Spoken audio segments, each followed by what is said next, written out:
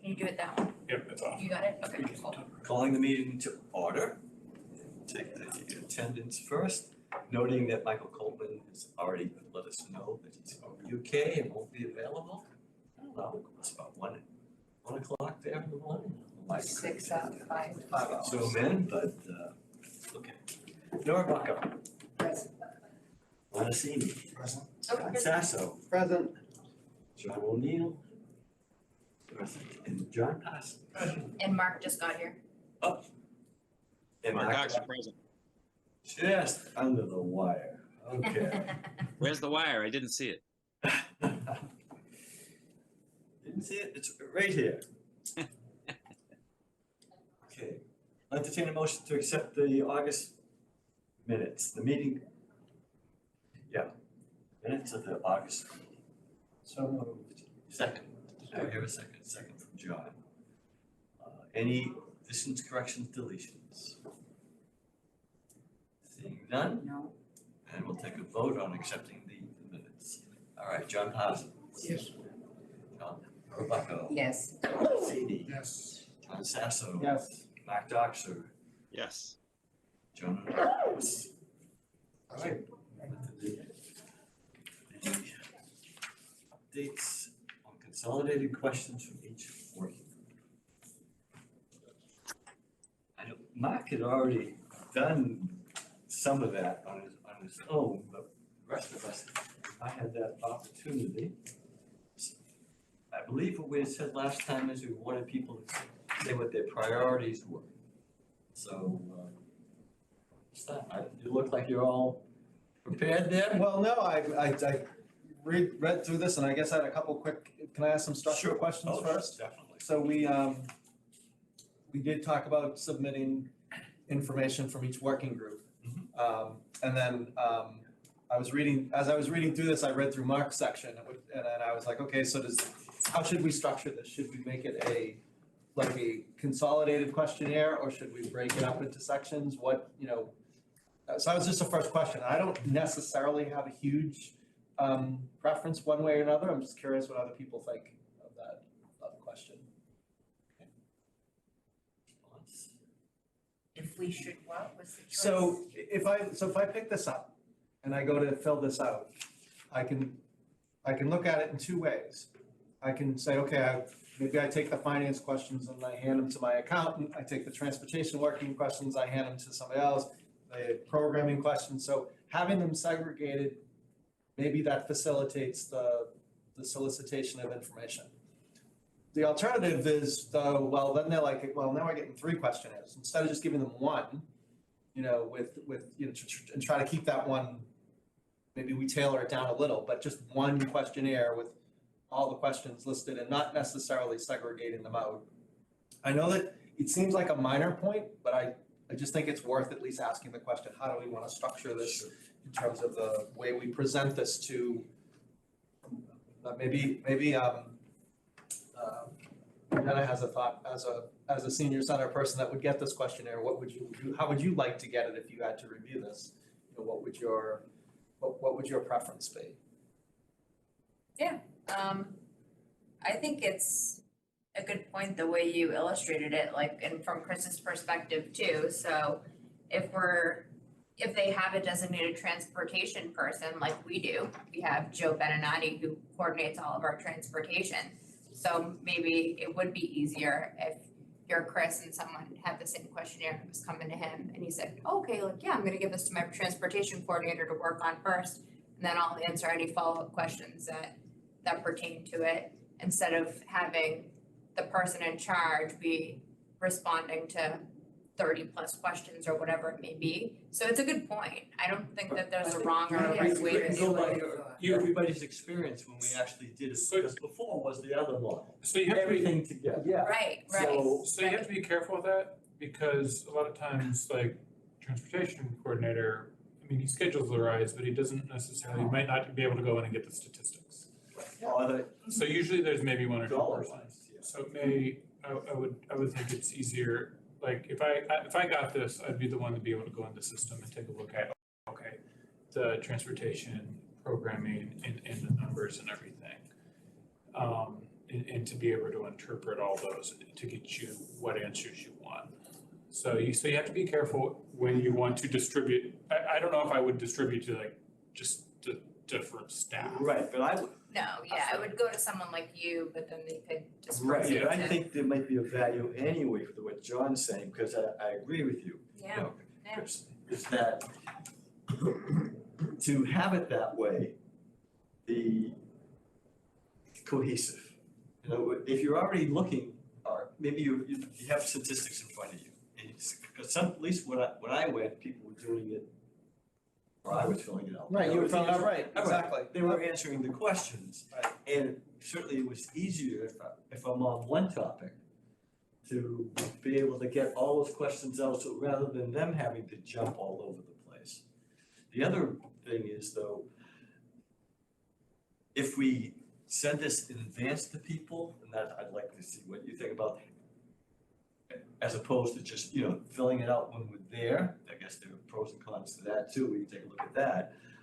But if you had sent it, you know, to people, that makes it a lot easier for them to be able to, Disperse. once again, they can distribute it to those people, but clearly, the one person is gonna be the head of the center, that's gonna be the, you know, the key person. I mean, if I had gotten it, that's what I would have, well, first of all, I would have had access to a lot of the data, but on some of the things, I would turn to so-and-so, you know, I would, little email or whatever, say to them, you know, I need this, and I'd like to have it by, you know, and then put it all together, but one person's responsible. Exactly, and I agree with you on that. That's a good way, you just described it.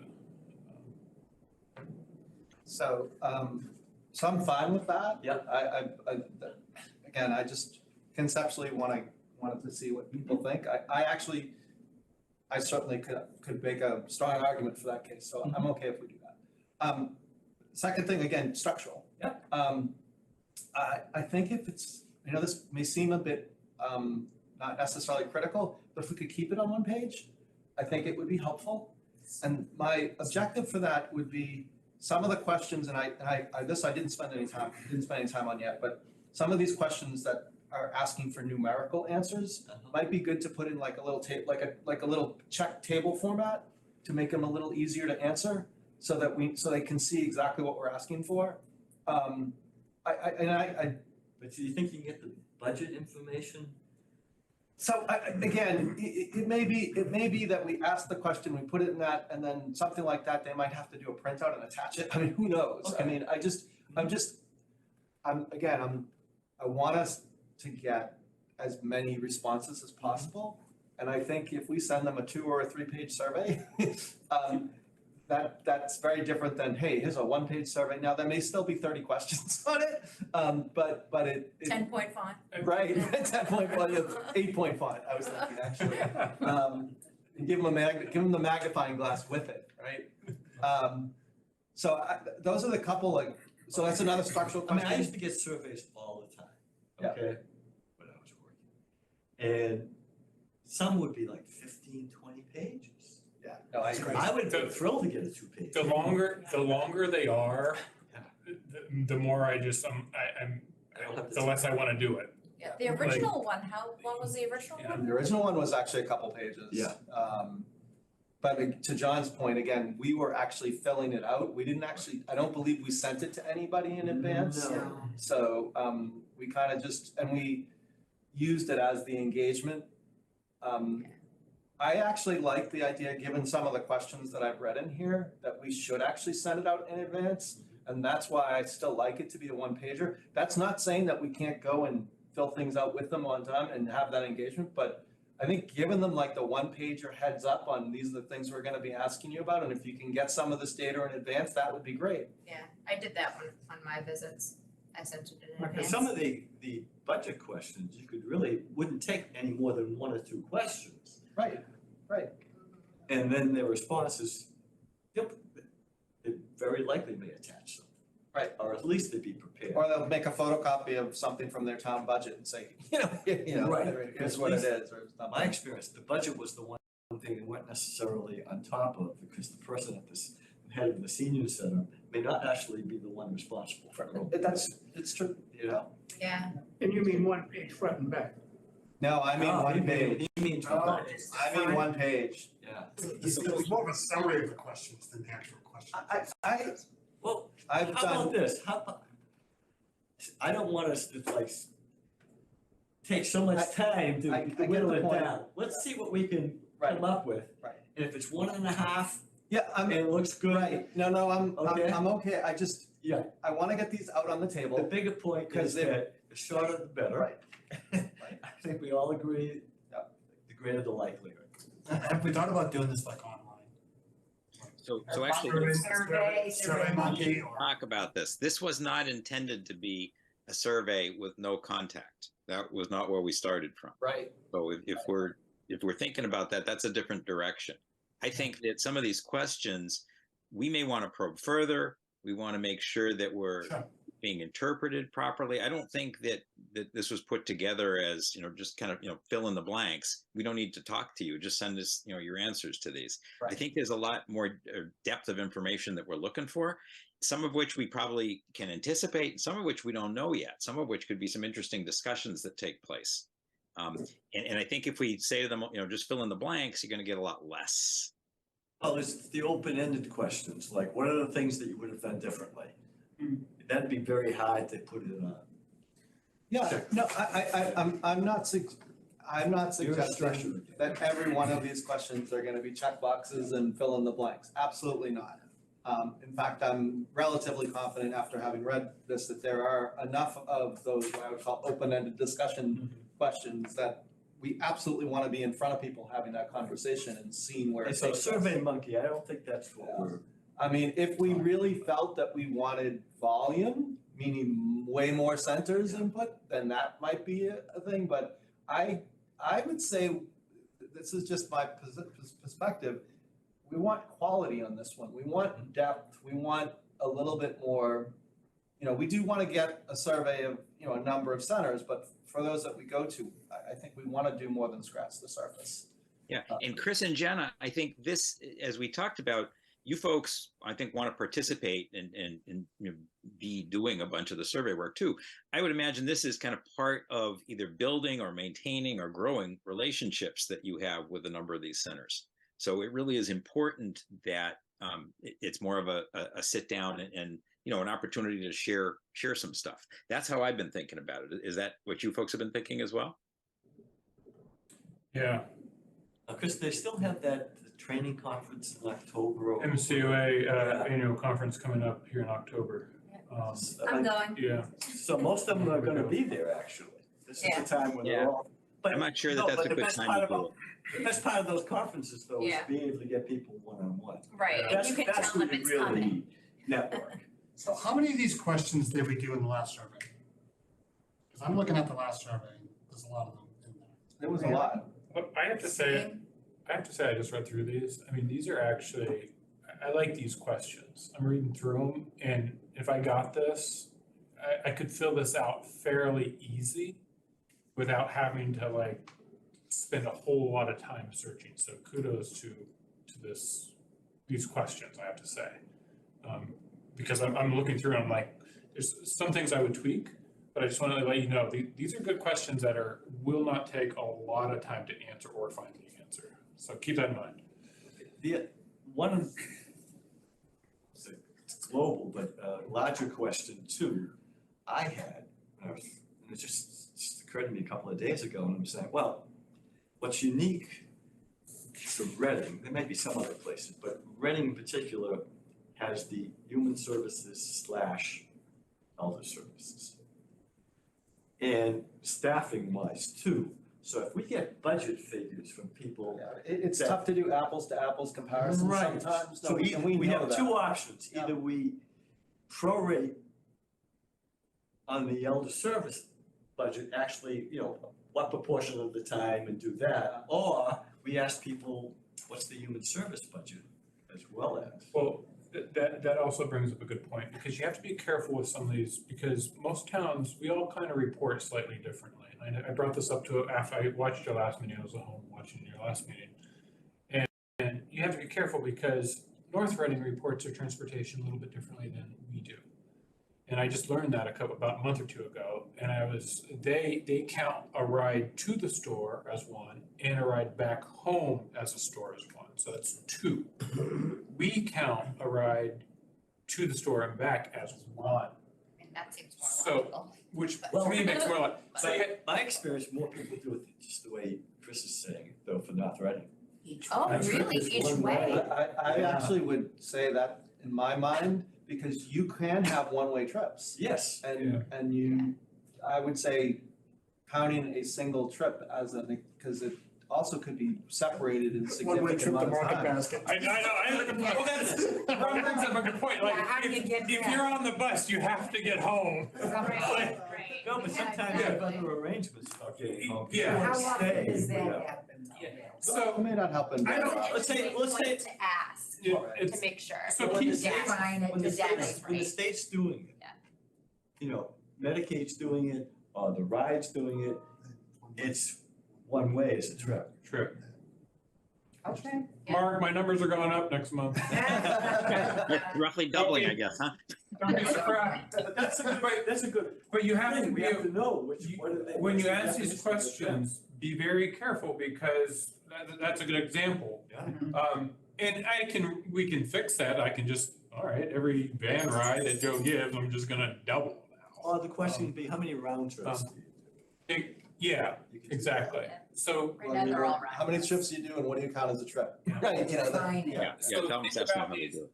so as you go through these questions, think about that, is if there's, okay, in your mind, could other places be reported in a little bit differently?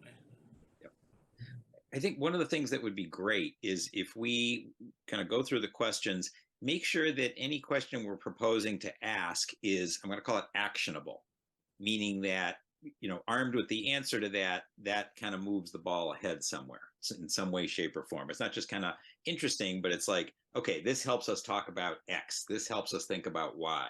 You know, that's where it fits. I think that also may be a way to help us consolidate some of the questions a little bit.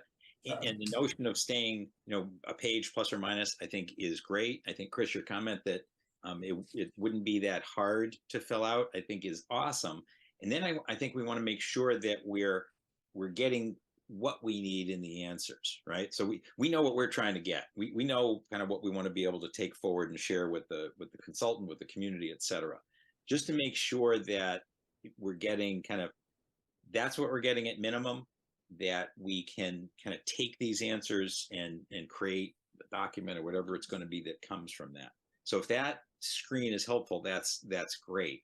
I think if we scrutinize a little bit on, you know, exactly what we're trying to get, let's just make sure we're asking it right, we're getting an answer. And maybe there's a way that with one question we can get at, you know, kind of what we're really looking for. I'm not picking on this round trip thing at all in asking the question, just kind of the timing of it, but just making sure that we come up with a set of questions that are going to give us what we're looking for. It isn't a big burden on these folks. It's an opportunity to really kind of hear kind of what's going on, what's working and what's not, because I think at the end of the day, that's most of really what we're trying to find out from these folks.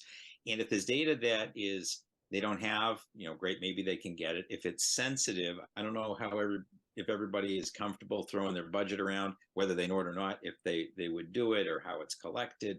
Some of the things there, I think, may be kind of the harder questions to get answers to, where there are some easier ones in terms of, you know, what kind of transportation do you have? What kinds of arrangements do you have? What's working? What's not? I think that kind of stuff probably comes out pretty easily. And you know, Chris, Jen, I'd ask your feedback on that also. Are we going to get some of the kind of, you know, what's working, you know, what would you change, that kind of stuff? Is that the easy stuff?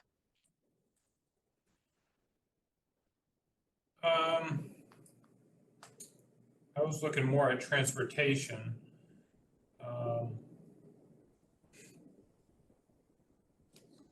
Not all, no. So I think, Mark, though, also, we have a dual purpose. I think we have to clarify that, in fact, it's two purposes. One, we're talking about what I'd like to see the new senior center have, right? The priorities and those kinds of things. And then with got on the track. That's why the program thing, I think, caused consternation in that working group, that what other people do, that's fine, but that may, like the transportation, that's fine, but that's limited value to the senior center question, in my mind. Well, although I think it's useful, because I was thinking about this recently, is people have been talking about transportation. And right now, I don't know of an issue with transportation, but what I do know is we have ATS and we have a huge funding for ATS. And a lot of towns don't, so they have to figure out a way to do their medical appointments.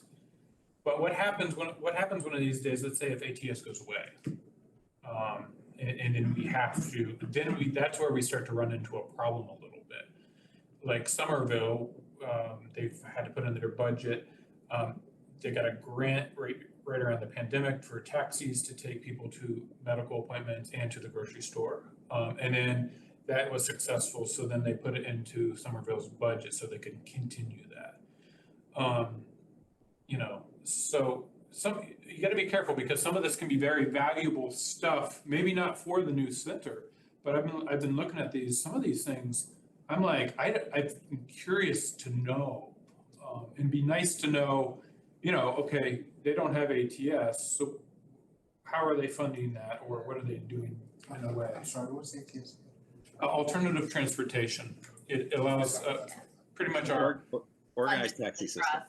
yeah, it's a huge asset that alleviates, if we didn't have that, we'd have to put the second van on the road much, much more, or find another way to get people to medical appointments. So can I take a step back just for a second on this?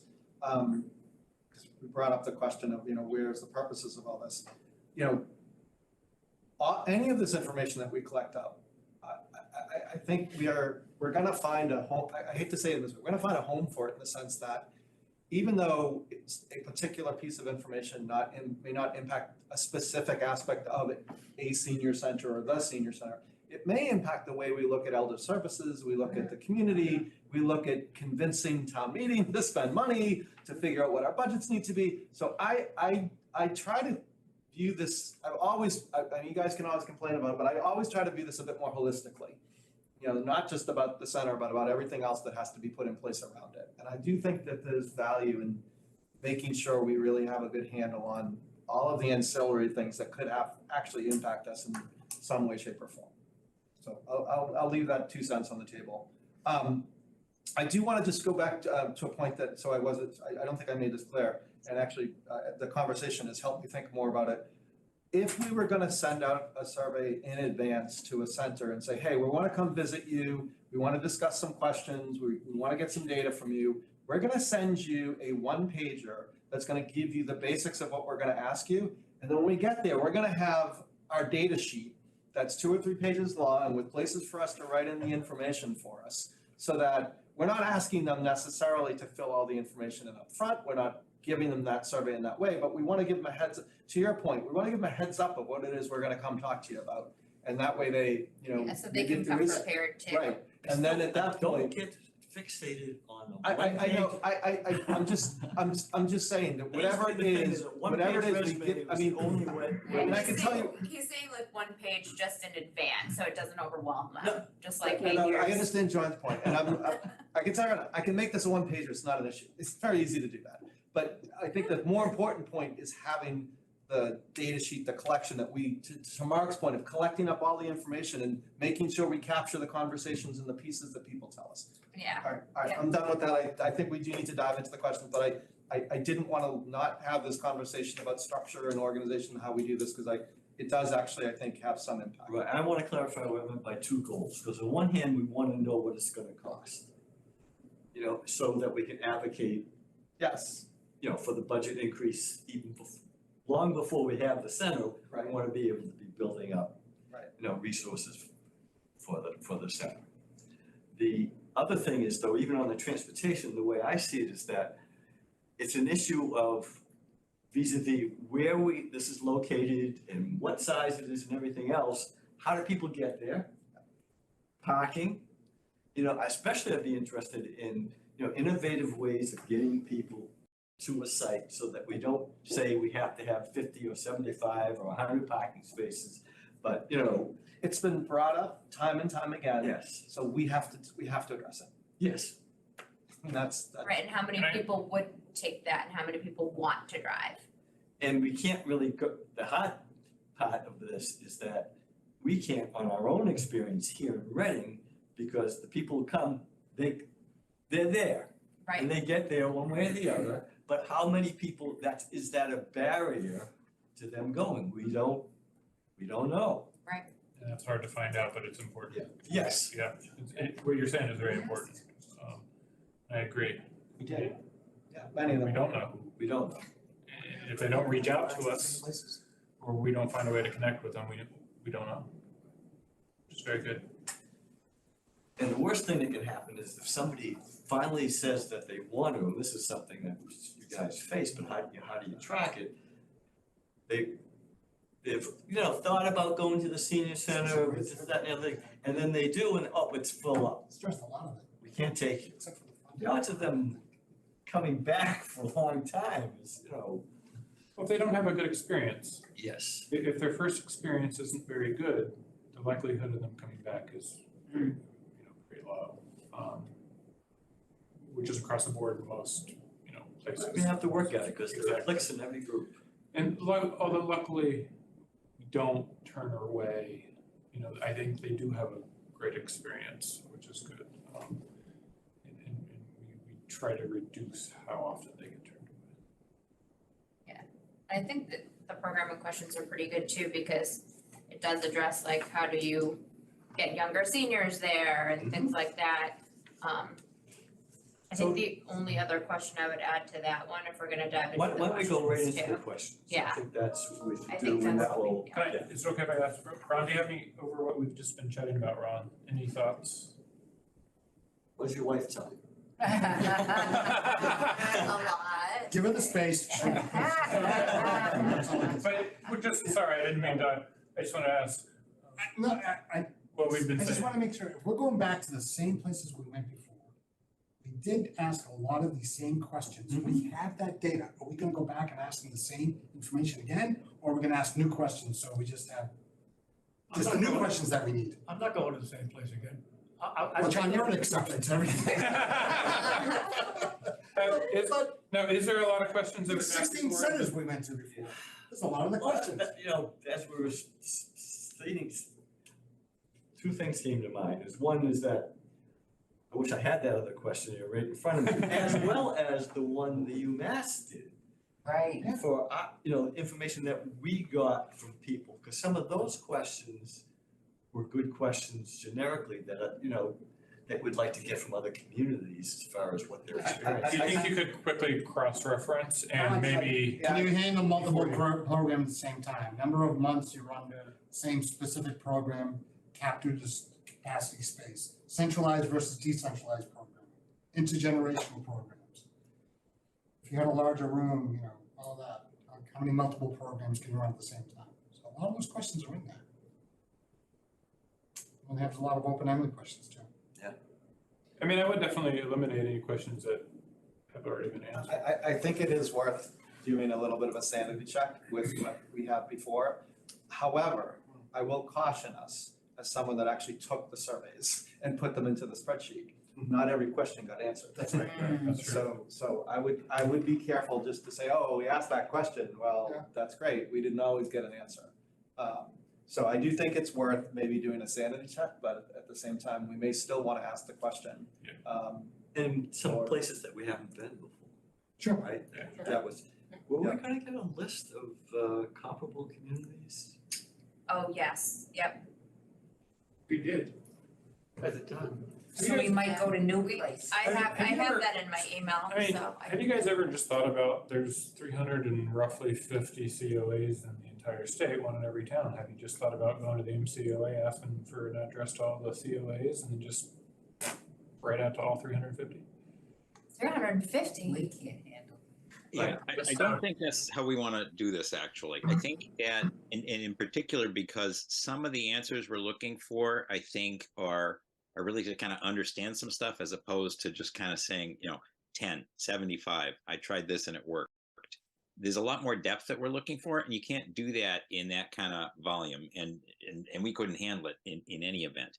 I think what we're looking for is back to neighboring communities, comparable communities, and probably communities that have some best practices that either ideally have been recognized that way, and see what we can learn, and how does that inform what we may want to do, what we may need to do. And it relates to each of the areas we've talked about. It relates to programming, it relates to transportation, it relates to funding. Those are the three areas that we're kind of on the hook to add additional information to, right? I think we all are in agreement that we've done surveys, we've got the UMass things, there are lots of pieces. These were identified, and I was involved in talking about it, but I hopefully kind of talk with some others about it also. These were areas where we felt getting more information could be helpful to the decisions that we're going to need to make going forward. And whether or not that corresponds to adding resources, maybe. I think certainly it helps us with some priorities. It helps us understand how it's done, where it works really well. Some lessons maybe that are learned.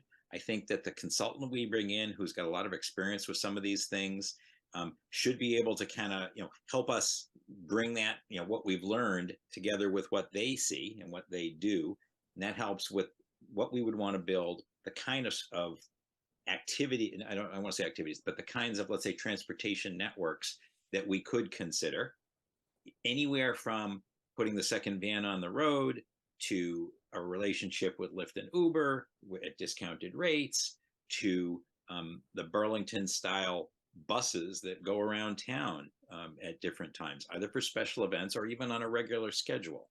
Those are all things we don't really have any insight into yet. At least I don't feel that we have insight, and feel free to tell me if I don't have that. And that's what we hope to capture in our transportation. Exactly. And that's why I think what we ought to do is let's get into these questions. Let's figure out how to get what we're looking for, do it in a way that I think is pretty self-contained here. I hear you on making sure we're not asking exactly the same questions, but no one's going to have time to cross-reference back and forth. Did we ask it? Did it get answered? How did it work? How do you bring it here?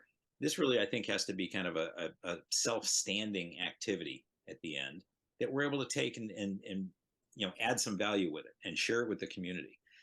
As a town meeting member, wearing my town meeting member hat, I want to understand that we're spending money wisely. We understand what we need to do. We're thinking about best practices. We understand everything that's going on around us.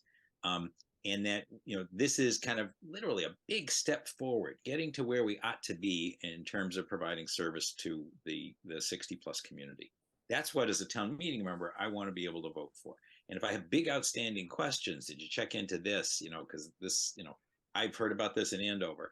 If those are outstanding questions, it just makes us harder. It makes it harder for us to convince the community that we completely get it. It's on track and it's ready to go. This is, I call it the poking system, right? You take a situation, you poke at it until you find the holes. And if you do a bunch of poking and you don't find holes, you feel like it's been well thought through and it's ready to go. That's where I think we want to get to. These are the three areas that I think we felt didn't have enough information yet. So let's fill them in. Okay. So can I make a suggestion? I'm Sure. happy to walk through the ones that I presented here and give you some background on those. Sure. And then I was gonna stop at 5 minutes, actually. Okay, so just to say the first question was about operating budget. I will say we did actually have that question on the old survey, but I can guarantee you A how lot I of people looked at it. didn't give us that. And Yeah. I literally did try to go searching on public town websites to see if I I could did find. too. Ah. So I still think it's worth keeping that in there.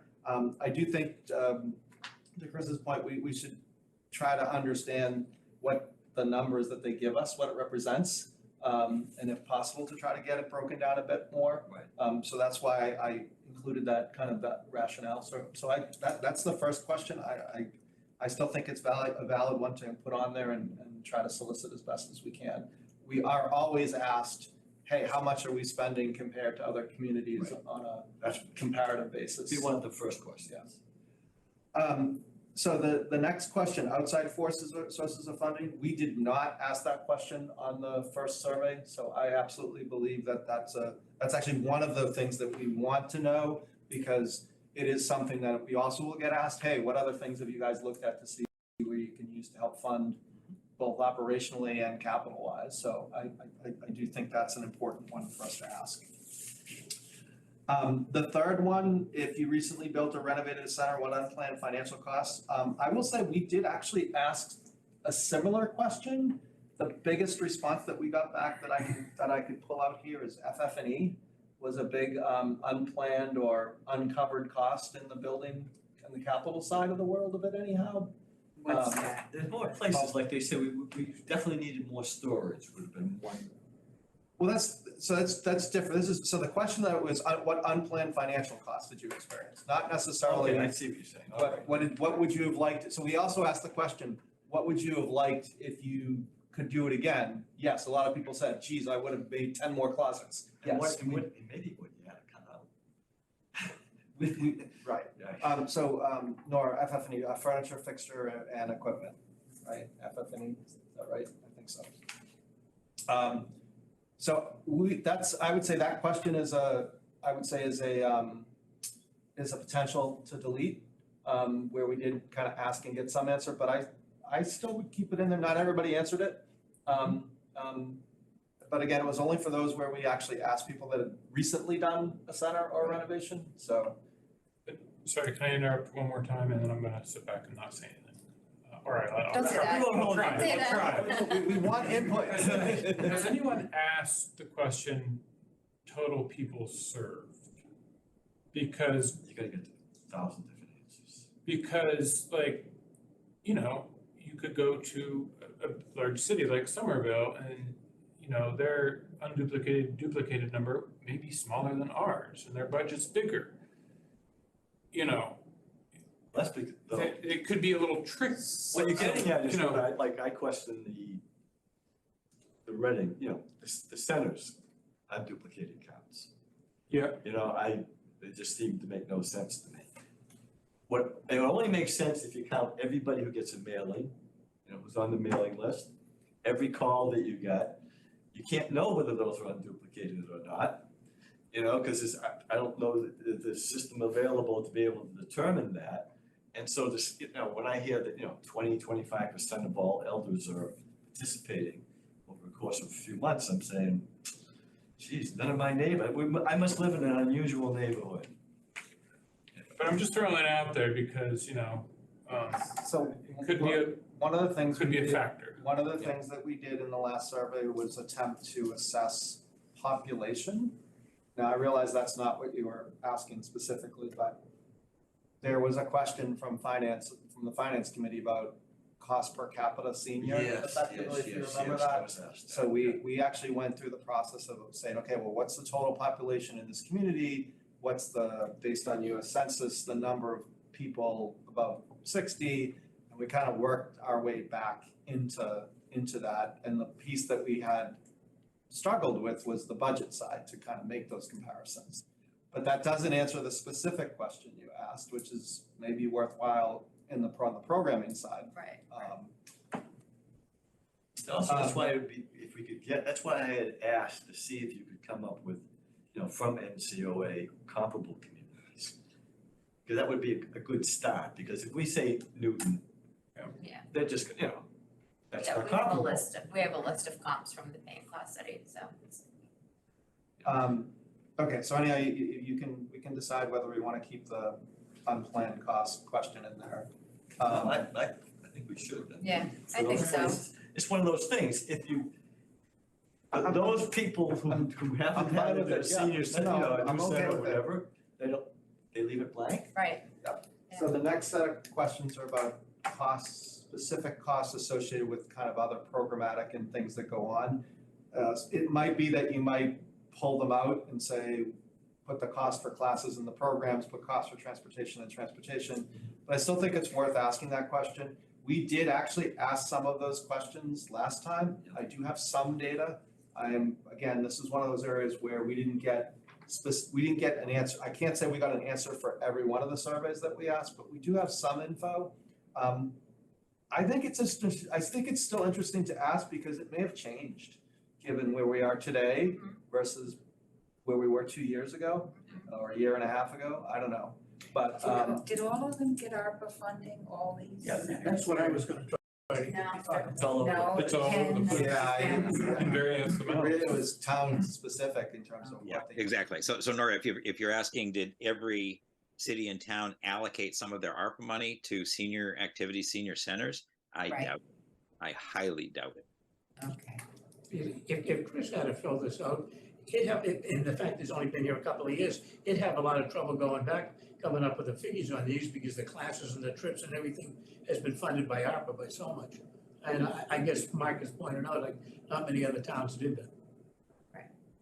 See, the other thing too that's changed, now I know a lot of places have hybrid classes, like exercise classes. Some have stopped that. I know in Andover, they still have it. Right, they get the That's camera built there in, now. that's permanent now as part of their thing. And that would be of interest. Yeah. To know, How many people use it? is hybrid and offered, and then, yeah, some So I utilization. would say that's a programmatic question. Yeah, oh, yes. Yeah. I'm sorry, I'm trying to keep us focused. Yeah. So the last question I want to put up that Mark added, which I think is an awesome question, I'll give you kudos on this one. Did you raise fund beyond the voters to support this, or how did you raise the funds?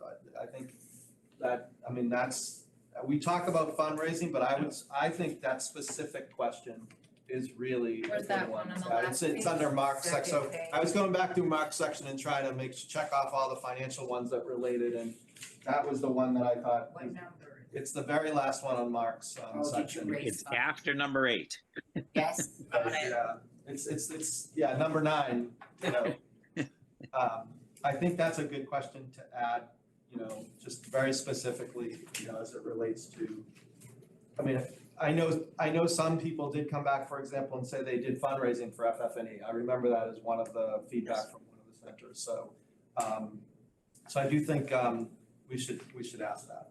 I thought cities and towns couldn't do fundraising. Well, it was probably done, I would suspect the answer was done by like a Yeah. 503C or whatever their Friends organization of, yes.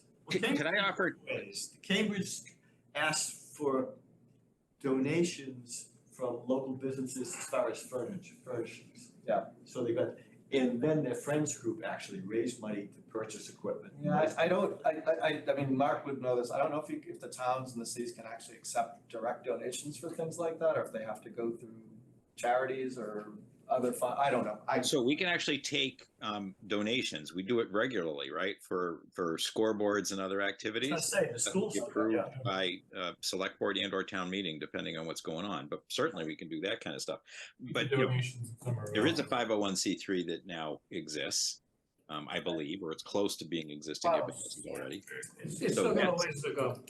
Yeah, well, okay, but still, but there's a mechanism to do that, and you know what? In some of these questions, we may learn more about that. If I could add just for a second, I wanted to share with this group, I think something that's very related to these questions and something I learned at the Financial Forum.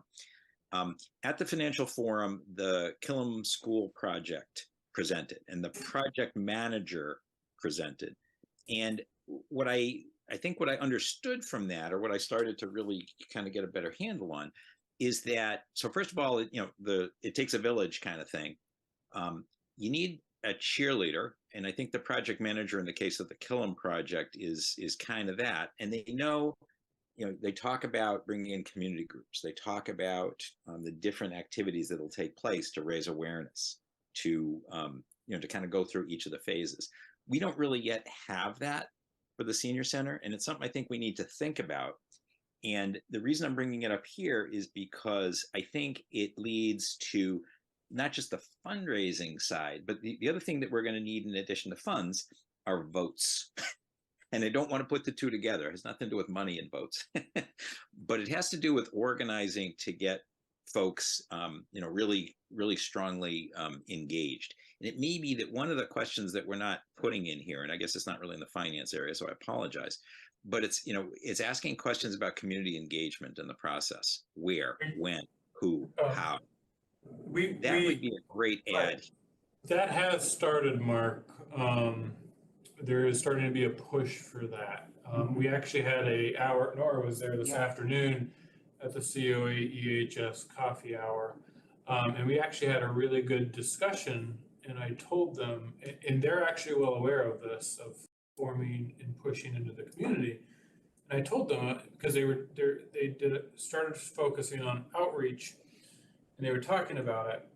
And we were talking exactly what you were saying, is how important even just word of mouth. If this group, everyone in this room right here, 7 of us, just had went out positively with a productive and just word of mouth. And I have to say, the response with our group this afternoon was amazing. And we're actually, I think, further ahead on that than you think. Awesome, awesome. Yeah, the COA. Much further, created much the further. outreach And group, the COA yes. last meeting created the outreach, they met, and then I was very impressed with this afternoon's meeting. Good. Then let me, if I could, just add a finance thing then, just for a second. So, John, I'm in agreement with most of what you're talking about. On your last question, I think one of the things we'd love to learn is, do they charge residents different from non-residents for programming? Yeah, We do in recreation. we did ask that question as well, but I think that's fine. I would put it under the program. I assume you meant under the program, the list of 4 program things that we had there. Yeah, the last 4, the meals, classes, Yes, transport. right. Something was ARPA funded, was only Reading residents, right? Yeah, and maybe as a follow-up, do you prioritize your residents first for your programs? You have to be careful because it does get a little tricky. And places have lost people because of this, is because, we have a lot of folks from out of town that don't live in Reading, but they support our center and our programmings, and they show up every day more than the majority of our residents. And like the last event, we were dead set, and we told them on Hillview last week, Reading residents only. And I think I got about 15 or 20 phone calls from people outside of Reading that were upset. They were like, but we come and we donate to your center. Well, we said Reading residents only first, and then if there was space, because we had to look at They it. usually donate. Some do, yeah. I got a couple donations. They're like, I come here and I love this place. This is my home. And I know a lady just a month ago, she asked me, and she gave $100 or $200. Oh. So you gotta be careful with that, because we do have a lot of, it's a very gray, hard area that you have to, it's Right. very challenging. It's gonna be So just throw challenging. that out there. It's gonna be challenging on the other side though, too, because there might be a question we get asked at town meeting or whatever, kind of like, Well, but, I mean, Reading, that's Reading Recreation, the summer camps, they open it up to non-residents after the first And that's what 4 months. And that's what we've been There's doing. no reason why that wouldn't be an acceptable approach. I think people understand that. And Right. And that's what we've been doing. If you look at our newsletter, the majority of the things like trips, you'll see Reading residents, have a sign up date, and then we wait until the end. well, that's fine. I think that people would understand Yeah, that's I don't think acceptable. anybody would have an Yeah. issue with that. That's pretty common in most of the communities that I am aware of for things like that. I had one other finance thing. The I issue lost it. would come in, I know, like, what they tell me in Wilmington, for some programs, they have subsidies from the town. And for those, then they have to really be careful as far as that town residents are getting Yeah. Wilmington subsidized. I think it's really, to some extent, I don't wanna say it's not important, cause to your point, but it's a little bit more down in the weeds of, maybe there might be issues about what you charge someone inside Reading versus outside Reading. Maybe you may have some perspective of, you have programs, you allow them to sign up for the first month or so before you allow other people to see that there's room. But in terms of the general, do you allow other people? I think most of the communities that we surveyed do allow non-residents, but they do have some differentiation, even if just slightly, between how they service them. Yeah, and we do that. We have the wait lists and offer non-residents in, and then if non-residents do get into the program, we charge them an additional $5. So it is interesting to see what other towns do with that. Okay, as far as the finance side, List So, membership. just want to make one other comment now that just before I left. I was actually thinking, back up the outreach thing. One of the things that would be really, in terms of the communication to the voters and getting people understanding, I think there is a fair amount of upfront work that could be done relative to the financial side as well.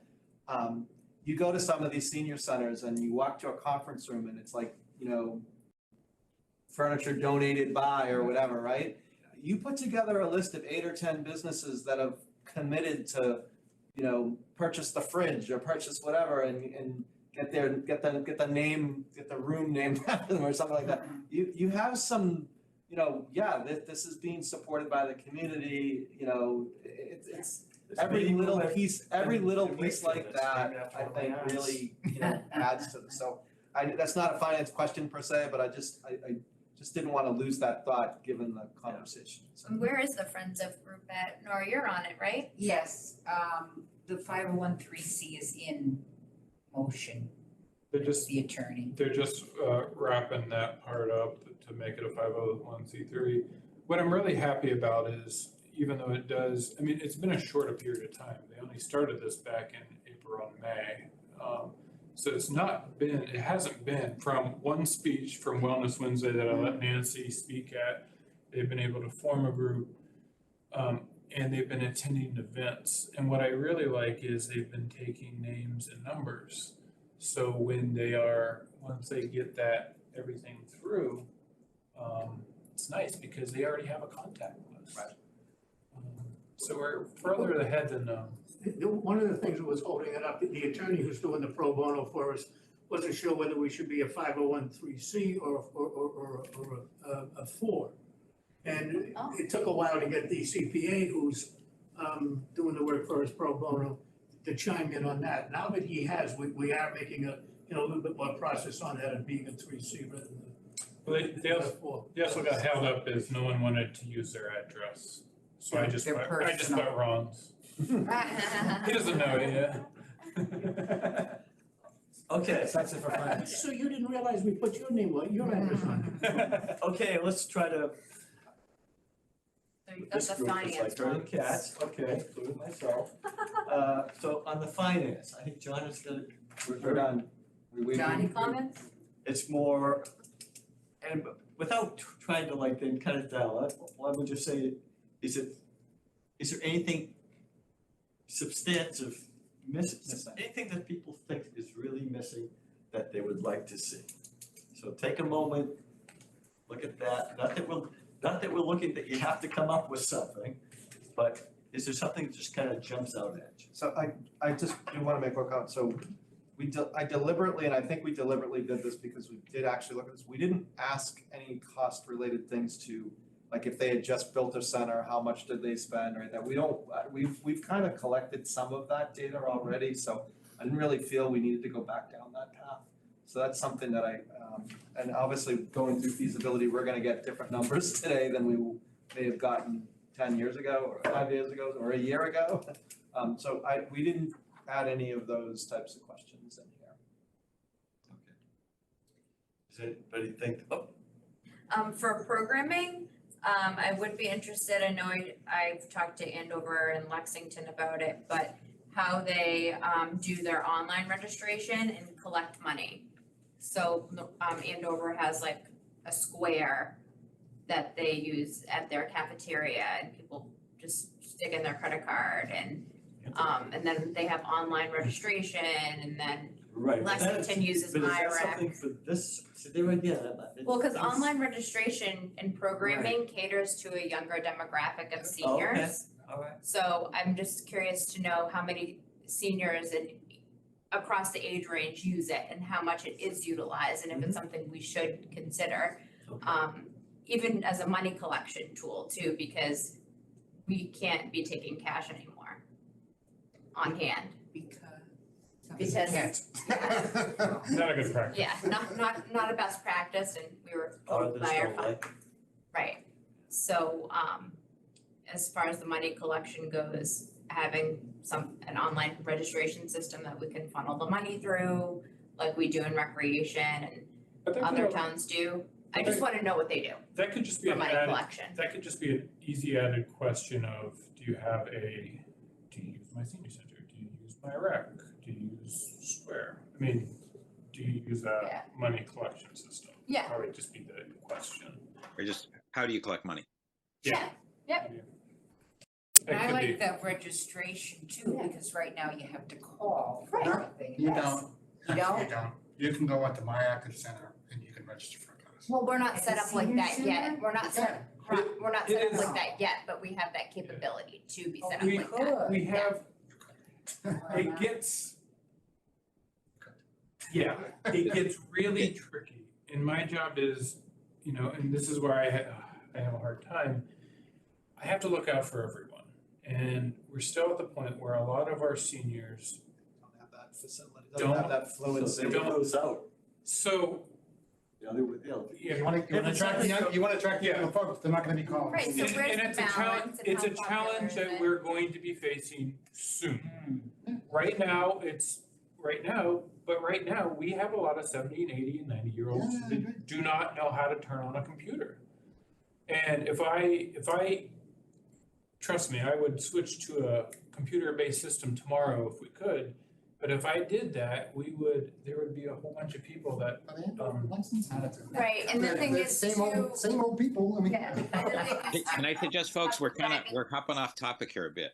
Yeah, but so if they do nighttime programming, they could do nighttime programming. And then the people that come in the nighttime are different, maybe younger seniors that are still working and more tech savvy that register online. would And this then be the more people on who the come program during, side though? yeah, and the Yeah, people who that's come what I during the said, day yeah. would still call.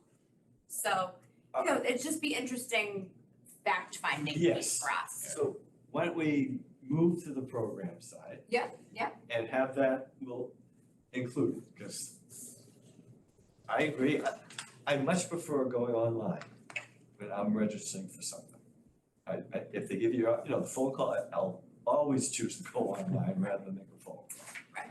It's just a lot easier, and then you can get, if you've got a decent system, you get instant it's a, feedback that you have been registered. I mean, we're clearly gonna do it soon. We're doing, I mean, it's going to come to that no matter what in the next, I don't know. I mean, I just tell you, I personally been in there. Yeah. And did it Yeah, on my own. And that's. John? but you have to, but in any new people, I mean, it works. Any new people have to come to the center and sign up and get a card first, but once you do that, it works. They're using Tile or whatever. John, are you still looking for feedback on the transportation questions? Is that kind of where we were last? No, we were going to the Haven't program, if you wanna go to started. transportation, We're let's. jumping into Sorry, I thought you said, you talked about John Parsons' comments on, or was it John who did the transportation one, or was it you? Me. Oh, sorry. Whatever order you want. I had a comment on transportation. I can save it. Okay, thank you. On the programming side, so we have to think about how people can, what's the Yeah, how do proper people- word, register? Yeah, how do people register for programs? Maybe like, what's the most popular? Yeah, how do you register your folks for programs and how do you collect your money? And that's a good question on the money too, because it leads to the issue that we talked about. A lot of people just, pay cash for these things, and if you don't wanna have cash, that's a good way of saying, oh, we're going to another system. We're gonna cut a check. And do you collect, how would you get it? Well, just Yeah, ask, because- yeah. Yeah, so right now in rec, someone will come in and give us a check for summer camp. So we have an administrative assistant who takes the check and puts it into the MyRec system, has the check number, all the account, it goes through priority payments, XYZ, the credit cards, the checks, and then it gets deposited to the town. How about credit cards? Same thing, so it goes through a Do priority you have payment system. Venmo and those kinds of things? We don't too? have Venmo right now, Okay. no. All right. But Andover uses Square. So it's, That's like No, PayPal. Square's just a, It's a Credit little card. device. yeah, a little Yeah. credit card system, little credit card system. Okay. All right, program. Let's go to the program question. So the program didn't come up with did you have a separate list? Yes, it's attached to the It's, bottom. Page 2. yeah, what are your 5 most popular programs? Very bottom, after marks. Here, you can take mine. Okay, all right.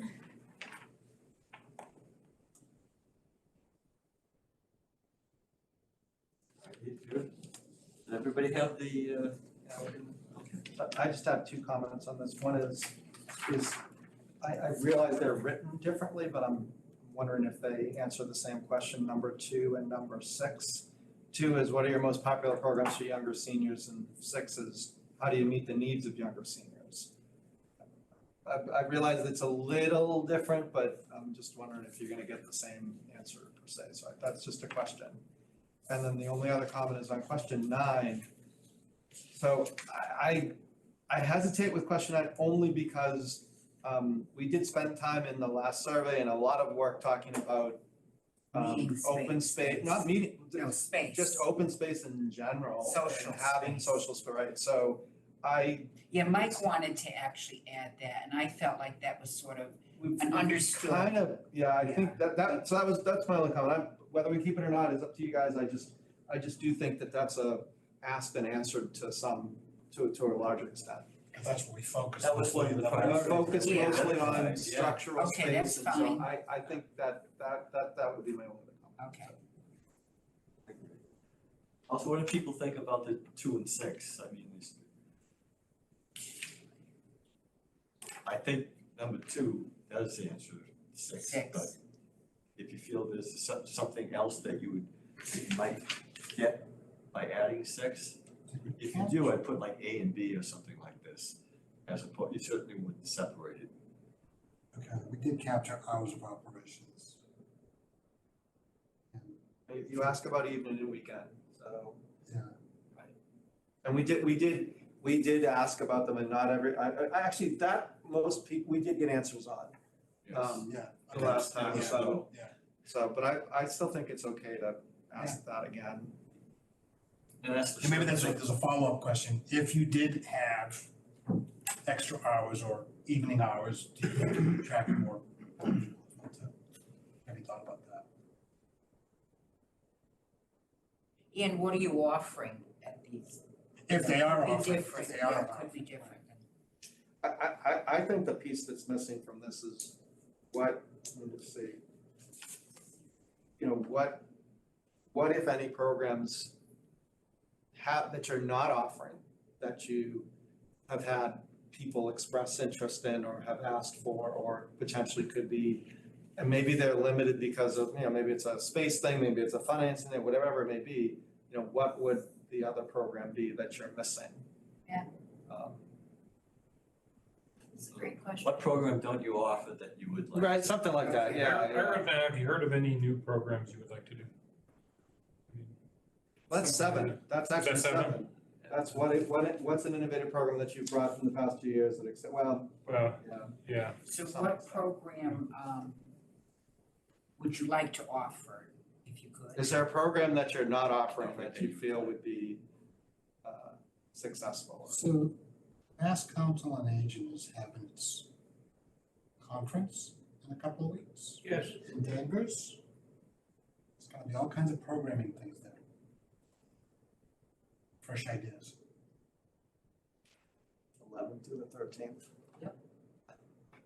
Yeah, so I just spent 3 days. I signed up, I know Anna's gonna be away, so Chris might be tied up at the center. probably at a few other things, I gotta select and But choose. I mean, it's. But, and then if 4 someone else members, can go, 4 then- members of the COA are also Right. going. Right. because they are talking about fresh programming and Fresh. new Mhm. types of things that they're offering. Registration closed about a week ago. Did it? I think it closes the 27th, it's today the 27th. Yes, But if anyone wanted to go, you could probably call They're it. pretty flexible. yeah, I don't think so. Are you going, Jenna, for the week or? I'm going Wednesday and Thursday. And then several members of the COA. All right, why don't you book a hotel and book a. So, Go to Cocoa Keys Water Park. Oh, is it? Okay, on the programming, Yeah, Go ahead, just let me go back to Jenna. What they have said is that because of the food that they have to figure on, Oh. registration is absolutely positively closed. it says fall registration closed 9/25/2023, so 2 days ago. I registered Monday, so makes sense. There you go. I'm in. But I'm sure if we called and asked, I doesn't was, hurt. I was just looking at the agenda and there's a lot of it is about programming, you know, a lot of types of things that Yeah. they're innovating with, so. They're good conferences. I mean, you pick up a lot of, I've gone for 12 years now, roughly, and some of it's good, some of it's, Just workshop. you know, it's a hit and miss on what it is. Last year, I went to a 2-session on Thursday on building a new senior center. You know, it was very interesting from Didn't that same guy engineer. end up coming? Yeah, he came here. He was actually the one that had worked on, I think, the Pleasant Street Center up in New Hampshire. But he gave a really good presentation, so. It just seems Sounds like a- we have some people that are gonna be at that, at this conference. and now we can Yeah, drag the them in. networking part, I want to ask some questions, right? Take Yeah. notes. If you have- all right, anything else on the programming side? Well, did we want, remember we just added the online class Yes. and hybrid, and also, did you want us to ask about the resident versus non-resident programming? Is that? That seemed. Yeah. Okay, Non-resident versus. and the other thing, Oh, I'm sorry, and then online registration. online Is that a registration, possibility? yes. Well, we asked, Money we collection. asked them a general question, how do your participants register for programs? And how do you collect money? So that gives them the kind of the open answer of, okay, we only do it in person, we do it online, we, we send smoke signals. Tin can of the string. Okay, so that's. And we'll delete 6 and 10, I'm sorry, 6 and 9. Anything else on program before we go with the transportation? Mark's been waiting for. Okay. Transportation, So I think we're capturing a lot of stuff here. I would ask, take a look at the question 5 that I had put in, which really asks, what's the transport structure you have in place now for seniors in the community? And then I think before we were talking about this question that I think is a great one. What are people asking for more of? Is a really good one here. So in just about anything, in programs, whatever, but here too, what transport structure do you have in place to do all these different things? What are people asking for more of? What would you change if you could? If those could be incorporated somehow in kind of questions 4 through 10 that you've already got there, John, or it may be, you know, rewording one or swapping that in somewhere, I think that would be really helpful. but the way you just phrased it, it sounded more like just a program thing. I wasn't, maybe I misheard. So it is for transport. How do you handle transport? That's really what I think, that's what I'm interested in here. Okay, So you've got a question here like 7, it says, what do you have there that's not age restricted? I kind of want to get a flavor for, you know, how are they transporting seniors? How does that work today? And to me, that touches lots of things. It touches 4 different reasons, if it's medical or trips or whatever. It also gets to the question of, is it kind of on demand? Is it scheduled? You know, what's the structure that's in place? That to me is something that would be really helpful. I think we're trying to get at that somehow. What's going on in the community? Again, we have the Burlington example of buses. I think Andover's got more stuff going on now than just a van, if I'm not mistaken. So I think we just want to make sure we're hearing okay, about. so 5 is what your 5 is what you want to. Yeah, maybe figure out how that fits somewhere in the 4 through 10, which is kind of the, you know, what are you doing? Or you know, maybe it's you know, maybe rather than 5, maybe my 5 sneaks in there, something like that. So you're still getting the idea of other destinations, but it's opening this issue of, help us understand your transportation. How do you transport seniors in the community? Or how do seniors get transported in the community? So Mark, I'm reading through the 11 questions that are listed here and I'm looking at yours.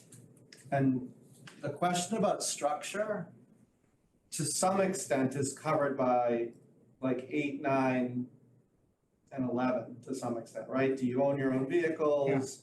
You know, are there, or 7, 8, 9, and 11? What other ways you do? Do you own your vehicles? Do you contract out? Do you use taxis and vouchers?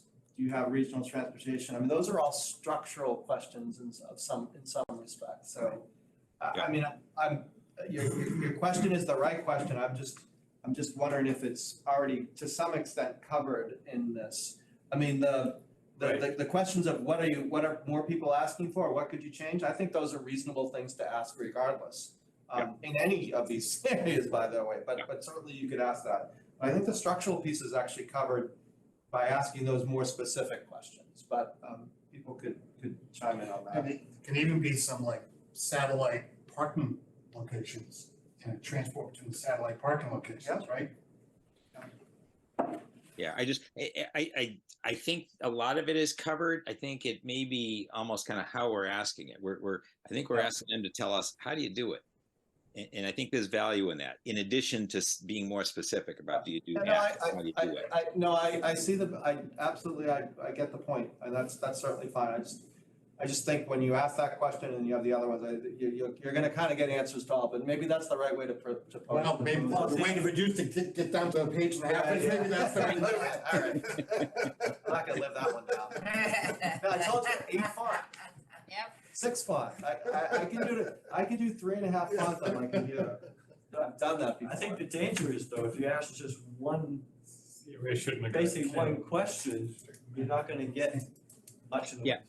And that's, John, that's why I said it's, in somewhere in 4 through 11, you're asking a bunch of the questions, but I think it's not getting this kind of, can you give us an overview?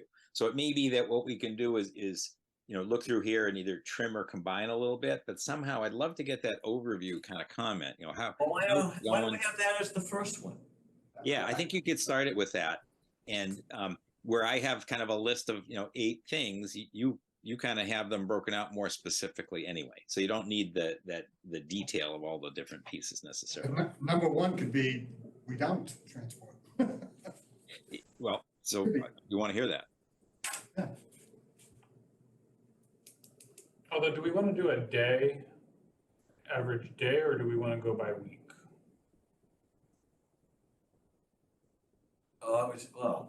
What's an average day? How do you track it? I like weeks or months. It gets a little hard when you're at a day because, it's, It varies. maybe you don't have any, it varies a lot when you go at it, when you look at just an average day. Because maybe who knows? But I like weeks in months. I like to take. Probably, I think you're right, because people probably gather the information on a monthly basis. Do you notice that I there's always like, go month most, but then I look at weeks sometimes. do you notice there's like a more popular day of the week that people would prefer to Depends on go? what the event is, though, I'm sure. That's Well, the a thing lot- is it depends upon what we. Well, a lot of them don't really get transported to and from a lot of the programs. It's more so like the weekly trips everywhere, right? Like to like Market Basket or Stop and So I'm Shop. thinking like if you have on-site, like a barbecue, Yeah, you a lot of people just drive themselves right now. but you get more people. I'm saying that's a Right. day where the number usually, I don't know if we're gonna learn anything, like, Right. Yeah. so if you do it over a month, then it kind of like. No, I'm just asking you personal, I'm just, like some people prefer not to go out on a Monday, but Mondays we have bingo, so people will come. But I also Like, think, so I was just curious like to know. for us, they have to go out when we schedule it. So they have to go to Right. Market Basket on Tuesday. Tuesday. Right, But, right, we just switched that because they used to be able to go on Monday, but something else came up and we moved it to Tuesday. and they still go, And they still go. Yeah. But I like weeks or months. and that's a good Days, suggestion. average days. So if we move that That's a good suggestion. Mark's question to number 1, that's the like starting point, and then these are like specifics. These are almost questions for the questionnaire versus directly to the people. Yes, Give them ideas of ask follow-up questions. I was actually just thinking about that, like, you stand in front of the director and you say, hey, we wanna have a conversation about your transportation, tell me what you do, what your structure is.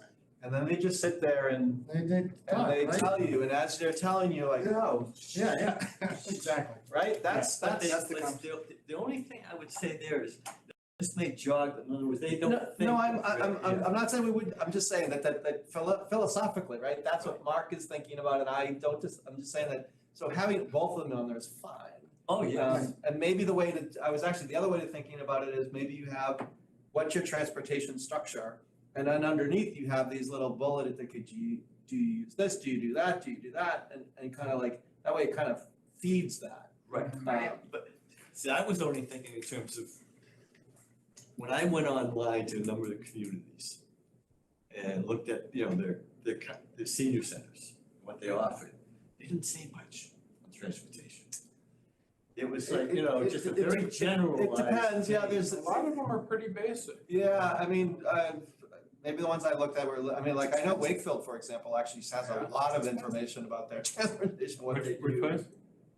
I don't think they did have a lot. Yeah, I actually, I also spoke to one of the drivers at one point, but they have a whole set of flyers, and these are the number of days, these are the number of things we do, these are the places we do, and it had the cost and all the different stuff, and which is all I would expect, by the way. I mean, yeah, maybe it doesn't, it's not gonna answer this question, do you use volunteer drivers and what problems do you have? You're not gonna find that on the website. So yeah, I think if we have that kind of general, hey, what's the structure of transportation? How do you go about doing transportation in your community to serve your senior population? And then you can have these other pointers underneath as, to your point, Okay. jogging there. Oh yeah, we do, yes, we do offer transportation to. I think John should format this. We might also want to ask how they schedule. Like North Reading right now is in a huge pinch, and I've been in a lot of talks with North Reading. And, they're looking, we applied for a grant, we didn't get it. But they were gonna hire a scheduling, a company, they're scheduling software. That's a really good question. There's Yeah. scheduling software out there. Lowell uses it, Andover uses a certain kind, North Andover's been looking at it.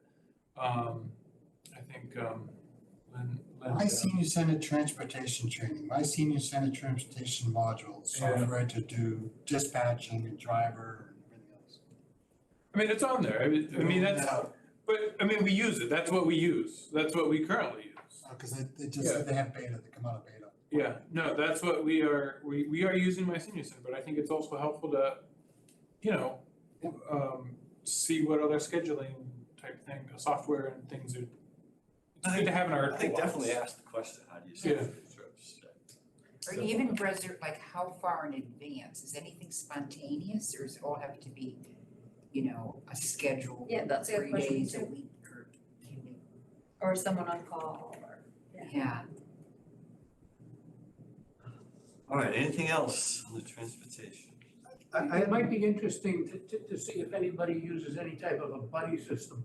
Or if somebody wants to go to an event Great who question. can't drive, can they pair them up with somebody who doesn't, but does that fall under the volunteer thing?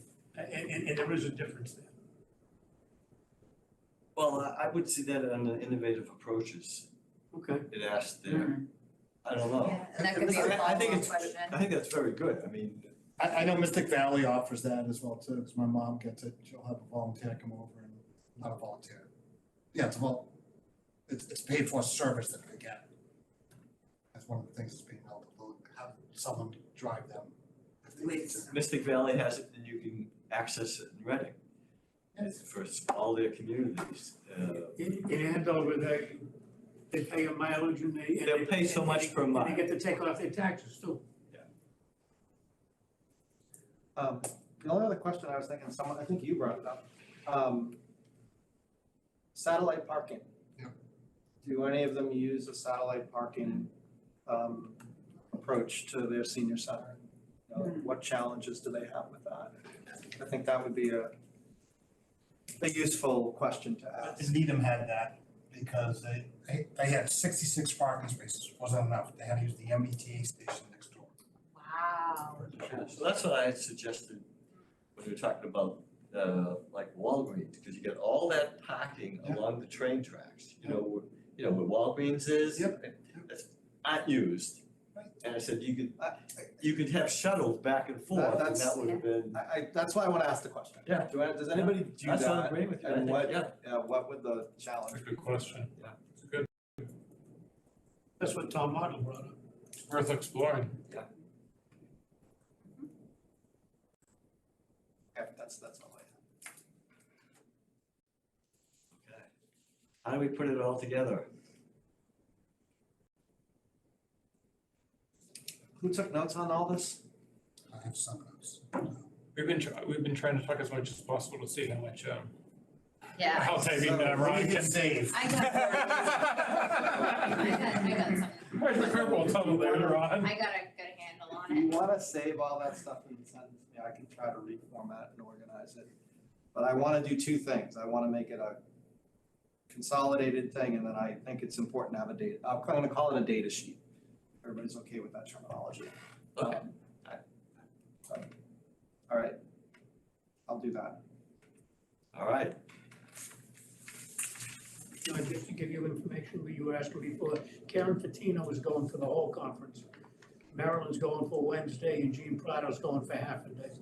So what I would suggest we do is send them the programming questions Just to- and ask them. Even if they get one question. Right. No, really? Piece of Yeah, information, seriously, right, Yeah. that even just, Yeah.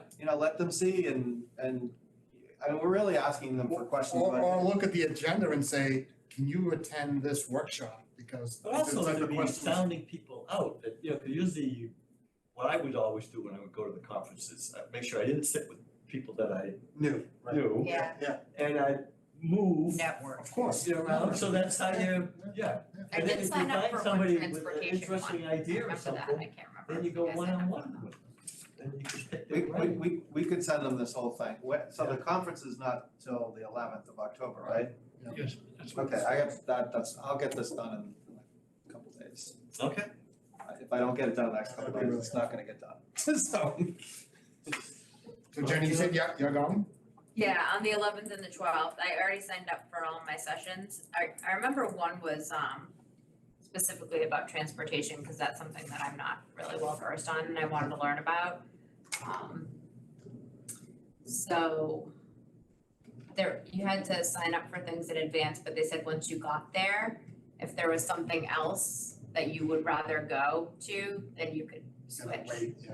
So I'll make sure that I look a little bit deeper now that we did this and see if there could be something. It's easy to slip in and Yeah. out. You can slip in because it's usually, just there it's for a the big food. room and you can find a seat or stand on the back and. Okay, number 4, discuss and vote to appoint a recount member to the designer selection for the feasibility study for a new senior community center. All right. Now, Mark, can you tell us about that a little bit more? Sure. So we have put out an RFP now to all. It's published. It's posted everywhere. For I guess it's a maximum of $250,000, and it's to cover a feasibility study and schematic drawings. Sorry, let me go to the beginning. Phase 1 is to learn everything they can from what we can share with them and all the things we've done. Phase 2 is to explore different locations, come up with something of a spec that they would put together and then fit that to the locations. They come back with a recommendation, and based on that recommendation, if the community wants to move forward, they would do the schematic drawings, which is detailed enough to get real construction quotes and see what's going on. And so that's the scope of what's going on. In order to do that, we hopefully are going to have a bunch of different, I'm going to call them designers here, that bid on the project. We need a process to select which designer is the one that we want to hire. So a committee was established, and it has a member from Recalc, a member from COA, a member from the select board, a couple of town staff members. Jenna, Building committee, I'm sorry? facilities or building committee? Facilities and yeah, permanent building committee are both on it. Yes, absolutely. And by the way, I had a good chat with some of the folks on the permanent building committee at the Oktoberfest, and they're ready to dig in, which is great. They're like, let's go, let's talk about this. So we're gonna pick the designer. So what each of those committees that I mentioned is doing is electing or finding someone who is willing to, and their committee is sponsoring them to be on the design selection committee. I believe the timing is roughly late October is when that process is going to happen, with the goal that we're going to hire somebody in early November. And remember, October is next week, just to be clear. So that's what's going on. So this is to vote on a recalc member to join that designer selection committee for the feasibility study. Right. First, What was the date again, Mark? November what? We should check exactly. I think, Jen, I'm remembering. Do you remember the dates more specifically than I do? I thought that the selection, I think that there are the potential for different designers to come in and take a look and see what's going on in October. I think that everything is due by late October. I think the committee would meet right around that time frame with the goal of hiring somebody in early November. And that's my recollection. That sounds about right. right, yeah, from what I remember. Yep. Okay, do we have interest? I mean, we could do formal nominations or anything, but Who's not here? I'm not gonna, Mike. No. This is a good one. This is a good one. This is Don't laugh, but I thought Mike said he'd be, if I remember last meeting. because he was on the other committee on the He said Walgreens he one, wanted- was it? I was- that was me, That was me. Ron. It was Okay. Ron and Michael. And he's an and me, I was the third there. architect. Yeah. Yeah, he's. Ron's not here next week, so you could call a special meeting. And, I believe I heard Michael say that as well. That he'd be interested. I think you'd have to exceed, I think you'd have to Yes, this is something that accept he though. was. Cause Yeah. He'd have to accept Of if course. someone, yeah. Sure. We can't nominate him. You can have a special meeting. Is he in the UK? I have his cell phone number. It's text. Good morning. He's hiking. We can make it contingent on his acceptance. So is there no one else that's Mike interested? Mike had experience, I think, with like, did he say railroad stations or something like that? Yeah, he worked with the federal government or something like that. Yeah, cause I know he's on the rec committee, he's on the Simon's Way committee, he's Yeah. on He's recount, Yeah. so. not model station. I'm not saying that he wouldn't be interested in doing it, just a Tell him lot. it's the pickleball committee. He's on the It's other. only a guarantee of pickleball courts.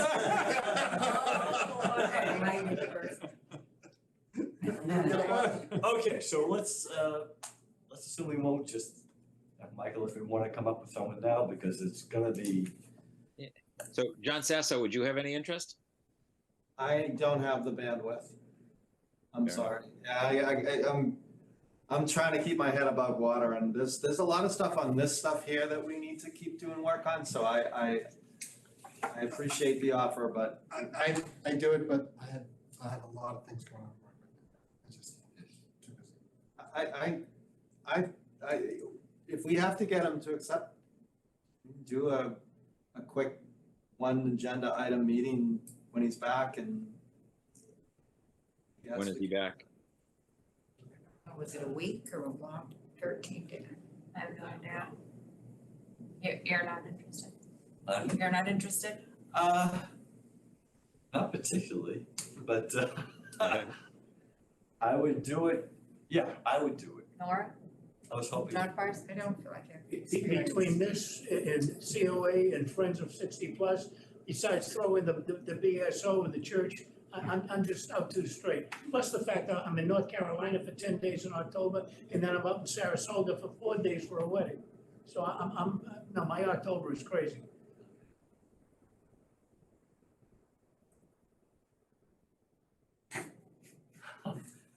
All right, yeah, I mean, I would, Sorry, Nora, you said no? No, Laura sorry. said no, yeah. Could always resign later on and give it to the other guy. So I nominate John O'Neill. so I'm happy to second that. There you are. That just took an amazing turn. All in favor? Well done, everyone. We could, I mean, well. Do we have to select tonight? Oh, Yeah, what's the, Yeah. when do we have to select by, Mark? when do meetings begin? I think in the next 3 weeks is the answer. We'd have to Could we have. do a Zoom meeting of the, recount with this one item? Yeah, Yeah. absolutely. As soon as we know when Michael's back? Yeah. And We've done it with council on aging and it takes 5 minutes. how's that? It's supposed to take 5 minutes. Is that acceptable with them, to I think people? I think it would be important to get Michael's input. Yeah, if he Yes. says, he's interested, I think Right. then that's fine, and He then if said not, that. if not, then Yeah. it's John and you. I just seem to remember that, maybe. I'm No, not because if you wrong. remember at the last Yeah. meeting, I Yeah. said I wasn't Yeah. interested, so I. John talking his way out of it. Yeah. That's great.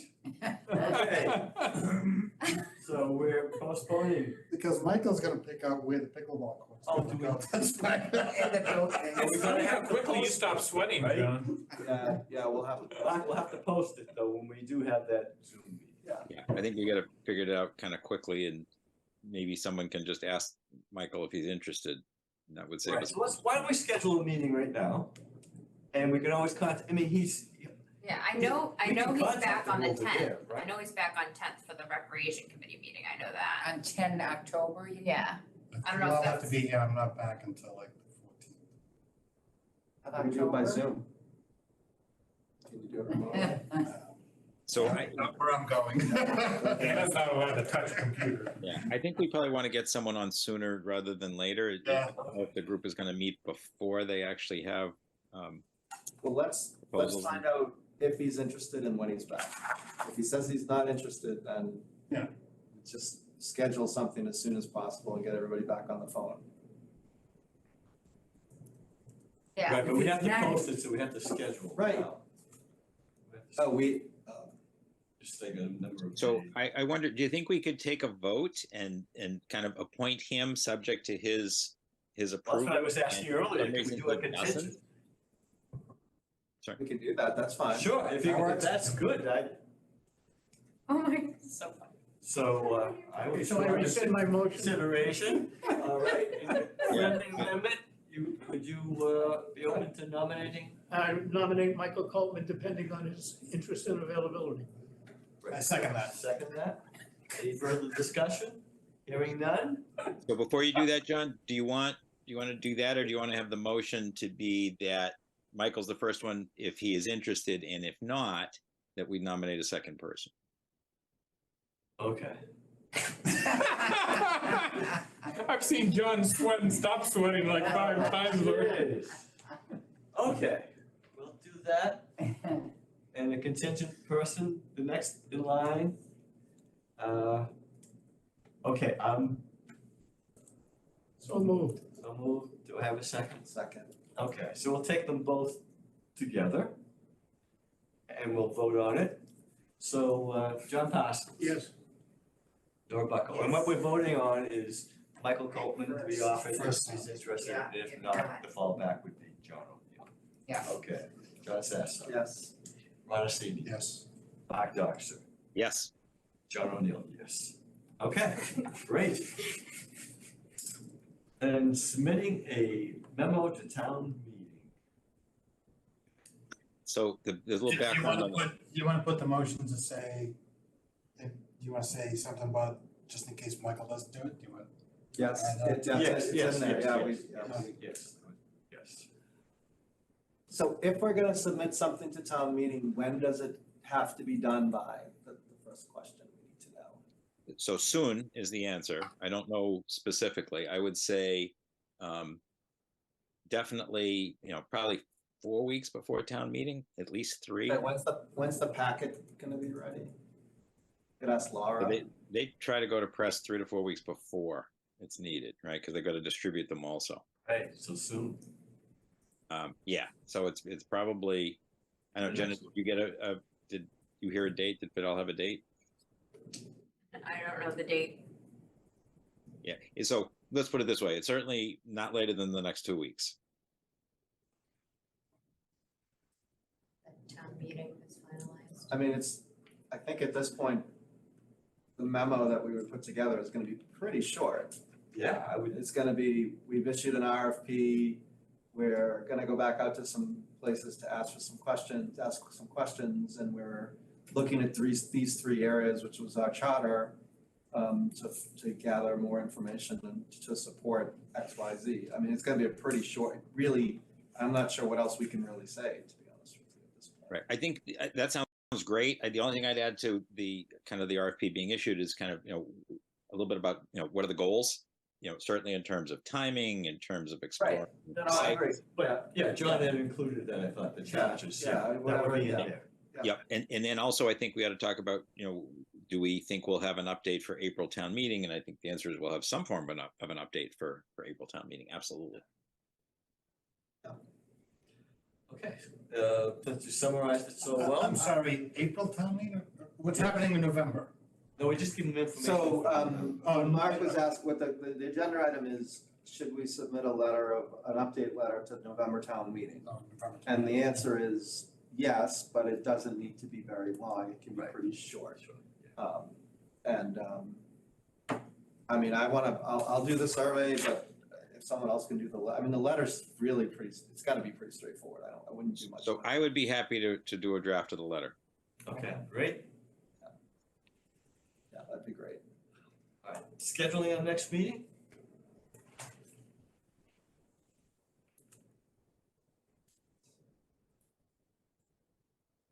Twenty-seventh.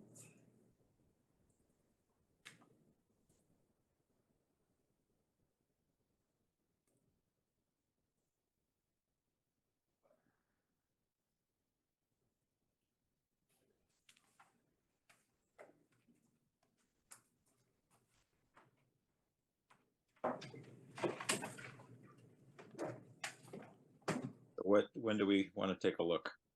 Yeah, I'm looking at the next, so I'm assuming we're sticking with Wednesdays, is that our preference? Yes. So obviously next week is the 4th, I don't think there's any need to push anything for next week. Personally, the 11th and the 18th I'm booked on, so I wouldn't be able to attend meetings those 2 days, but if, it's up to the rest of you guys. The 25th is the next open Wednesday for me. That's a month away, though. I'm just Yeah. wondering, There's a financial forum then too, that night. Okay. So maybe shifting it to a different day? I could do the 17th. That's a Tuesday.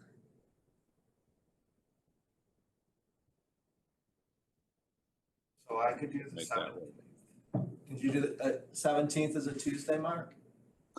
Yeah, I can't do it before, 7, so reality is I can get in at about 7:15. But you can start at 7, I could join. John or Nora? Yeah, You said your crazy No, but schedule. You said the 17th, I will be here. 17th. Tuesday. Yeah, that's right in between the two trips. Okay. How about you guys on your schedule? Do you have any other meetings scheduled those evenings? Works for me. Works for me, I probably won't be here until like 7:15, but that's, yeah. Okay, let's check with John when he comes back. John just stepped out of the office, out of the meeting for a minute. Maybe we should talk about what the agenda should be? So Go over your format. I definitely plan to get that out in advance. I think one of the things we should be talking about is a list of centers and assigning responsibilities like we did the last time. Yep, and a timeline. Let me jump back to John. So we are making a proposal for the next meeting to be on the 17th, which is a Tuesday. John, you in chorus this year? John, are you in chorus this year? No. Oh, okay, so Tuesday, okay, you be. Oh, I know. You were in chorus last year, so that's why.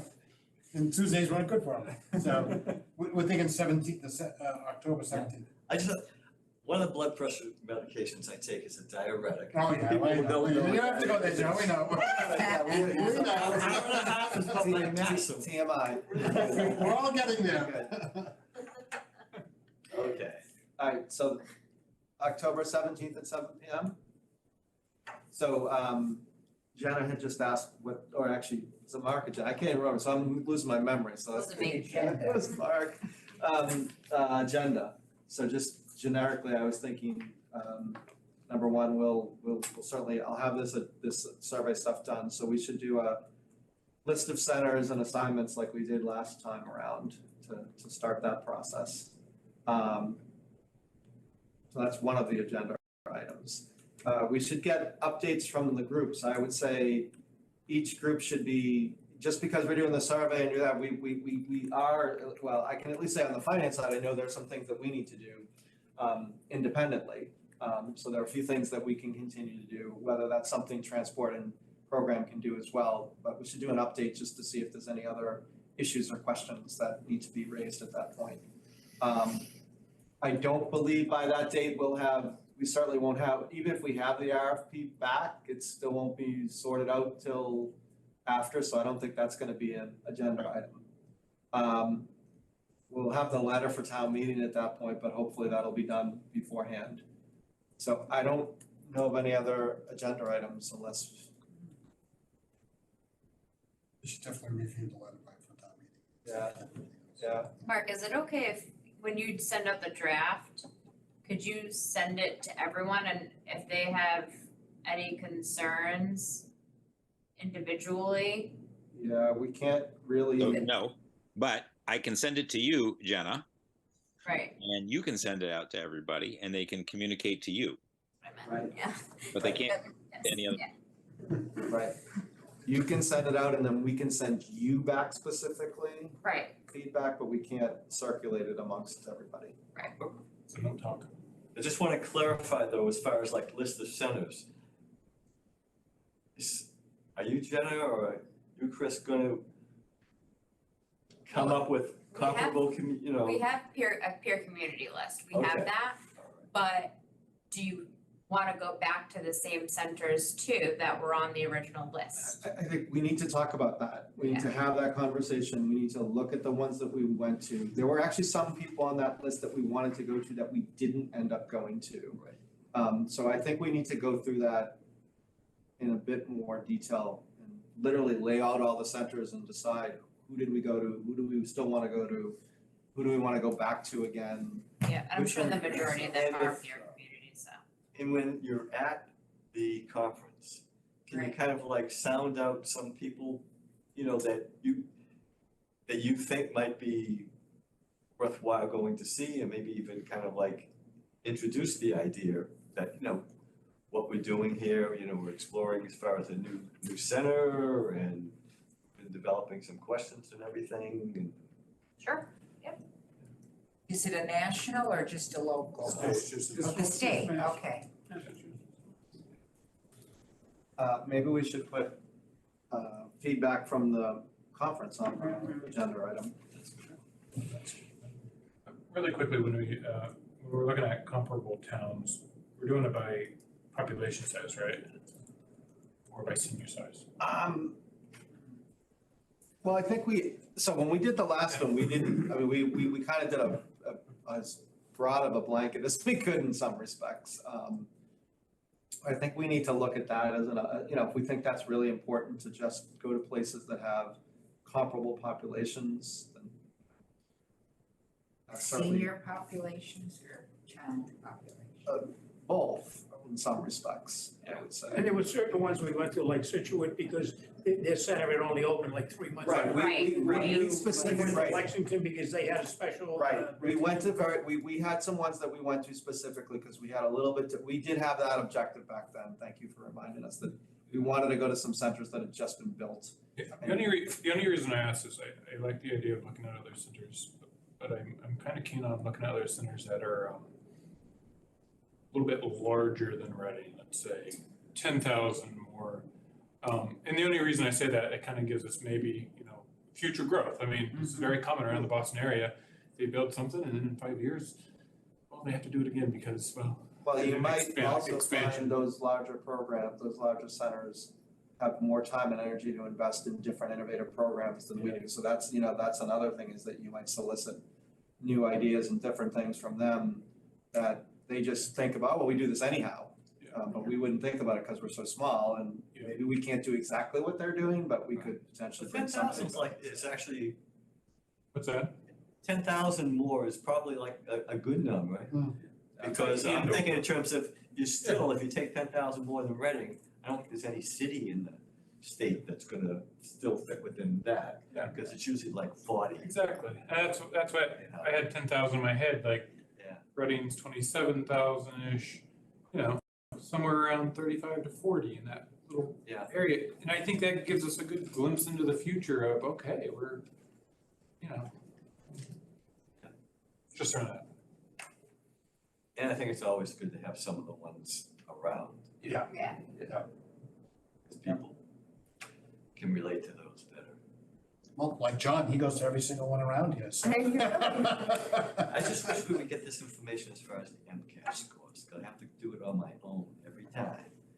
And I could understand why the school department wouldn't want us to get the information as town meeting members. If you saw it happen to Birch Meadow, my God, those scores were terrible. It's like where Eaton was a few years ago. Anyway, Before we stray, yes. 26th is the close of the bid. So in terms of when that designer selection committee is going to be meeting, it's going to be, pretty quickly thereafter. But that's the timing. Sorry, what date did you say? October 26th. October 26th? Yeah, I went to it's actually RFQ is what it is, Designer Services for Reading Center for Active Living. It has to be in by 11 a.m. on Thursday, October 26th. So they'll be meeting soon thereafter.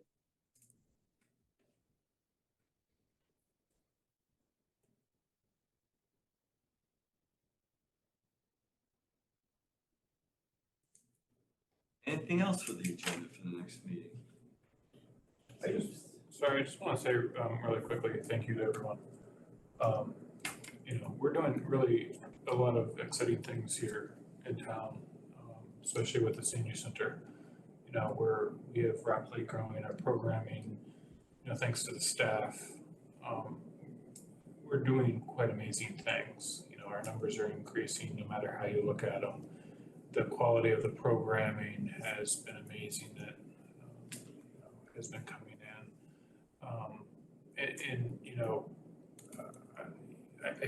I'm trying hard to thank everybody for your support.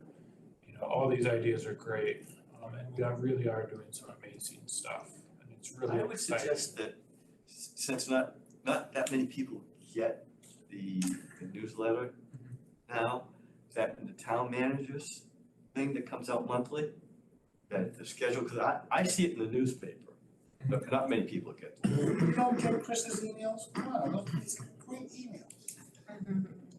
I don't know how to take that.